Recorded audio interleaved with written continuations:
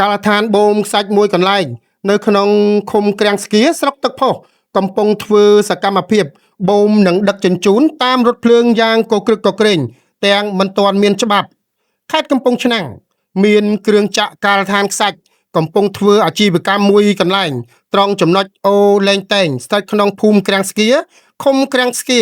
ស្រុកទឹកផុសខេត្តកំពង់ឆ្នាំងធ្វើសកម្មភាពដឹកជញ្ជូនមកស្តុកទុកនៅចំណុចឡាបក្នុងភូមិឃុំដដែលដើម្បីដឹកតាមរថភ្លើងទៅកាន់ខេត្តកំពង់សោមសង្ស័យថាមិនទាន់មានច្បាប់អនុញ្ញាតត្រឹមត្រូវនៅឡើយនោះទេប្រពន្ធពីប្រជាពលរដ្ឋនៅទីនោះបានអះអាងថាអាជីវកម្មខ្សាច់ខាងលើជាកម្មសិទ្ធិលោកកុងម៉ៃរស់នៅក្នុងភូមិក្តលឃុំក្តលសែនជ័យស្រុកទឹកផុសខេត្តកំពង់ឆ្នាំងគឺមិនទាន់មានច្បាប់អនុញ្ញាតឲ្យធ្វើនោះទេប៉ុន្តែក្រុមនេះបានលួចធ្វើសកម្មភាពដោយដាក់ម៉ាស៊ីនបូមធំរាប់រយម៉ែត្រគីប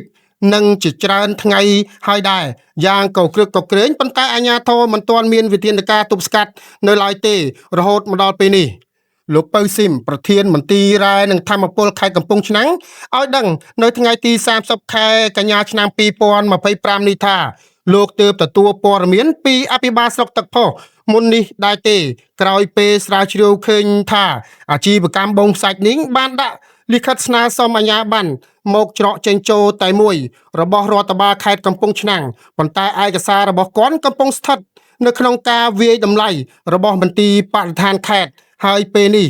បានប្រាប់មន្ត្រីការិយាល័យធនធានរ៉ែឲ្យគាត់បញ្ឈប់សកម្មភាពនេះហើយទោះបីជាមានការលើកឡើងពីលោកប្រធានមន្ទីររ៉ែនិងធម្មពលខេត្តកំពង់ឆ្នាំងដូច្នេះក្តីប្រជាពលរដ្ឋយល់ឃើញថាមិនមែនលោកកុងម៉ៃម្ចាស់អាជីវកម្មខ្សាច់នោះមិនដឹងអំពីច្បាប់នោះទេគឺជាចេតនាបំពានលើច្បាប់ប្រកបដូចជាការប្រៀបធៀបនឹងអត្តន័យថាកាត់ក្បាលតម្រូវមួកគឺមិនមែនកាត់មួកតម្រូវក្បាលនោះទេដូច្នេះប្រជាពលរដ្ឋសំណូមពរដល់អាជ្ញាធរមន្ទីរពាក់ព័ន្ធជាពិសេសស្ថាប័នក្រសួងឧស្សាហកម្មរ៉ែនិងធម្មពលសូមមេត្តាចុះសិក្សាឲ្យបានស៊ីជម្រៅនិងចំណាត់ការផ្លូវច្បាប់ឲ្យបានតឹងរ៉ឹងចំពោះអាជីវកម្មខ្សាច់ខាងលើ